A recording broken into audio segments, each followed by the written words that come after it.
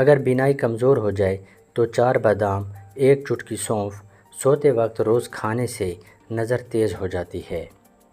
اگر آواز بیٹھ جائے تو گڑ ڈال کر چاول پکائیں، رات کو خوب پیٹ بھر کر کھائیں اور کچھ دیر بعد گرم پانی کے 2 گھونٹ پی لیں۔ 2-3 دن ایسا کرنے سے آواز کھل کر سریلی ہو جائے گی۔ دانتوں کے درد کے لیے ضروری ہے کہ آپ روزانہ کسی اچھے ٹوتھ پیسٹ سے صبح شام برش کریں، اور اگر کسی 1-2 دانت میں درد ہو تو ادرک کا ٹکڑا دانتوں میں دبا لیں یا لونگ دبا لیں۔ 1 تولیہ دھنیا لے کر پانی میں جوش دے کر اس سے کلی کریں، اس طرح بھی دانت کے درد کی وجہ سے ہونے والی سوزش کا خاتمہ ہو جائے گا۔ اگر کان میں پانی چلا جائے تو کوئی دوا استعمال کرنے کی بجائے صرف الٹے پاؤں چلنے سے پانی نکل جاتا ہے۔ روغن زیتون، سفید انڈا ہم وزن لے کر مکس کریں اور کان میں چند قطرے ڈالیں، درد غائب ہو جائے گا۔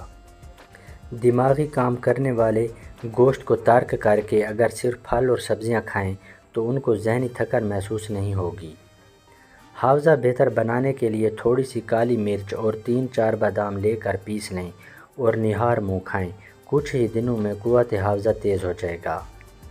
بیری کی چھال 135 گرام، انار کی چھال 35 گرام 1 لیٹر پانی میں ابال لیں اور چھان لیں، اور اس پانی سے روز دن میں 2-3 بار کلی کریں۔ پھل کھانے کے فوراً بعد پانی نہیں پینا چاہیے ورنہ گلے میں خراش ہو جائے گی۔ انجیر کم از کم 10 عدد روزانہ کھانے سے دبلے افراد موٹے ہو سکتے ہیں۔ انڈے کی زردی اور تل کو کوٹ کر مکس کر لیں اور پھوڑے اور پھنسیوں پر لگائیں، داغ اور پھنسی دونوں غائب ہو جائیں گے۔ سرکہ اور عرق گلاب کو ملا کر پانی میں ڈالیں اور پٹیاں پانی میں بھگو کر سر پر رکھیں، بخار کی شدت کم ہو جائے گی۔ کچے آم کو آگ پر بھون کر اس کا رس نکال لیں اور اس میں گڑ کا شربت ملا کر مریضوں کو پلائیں، لو لگنے والے مریض کو فائدہ ہوگا۔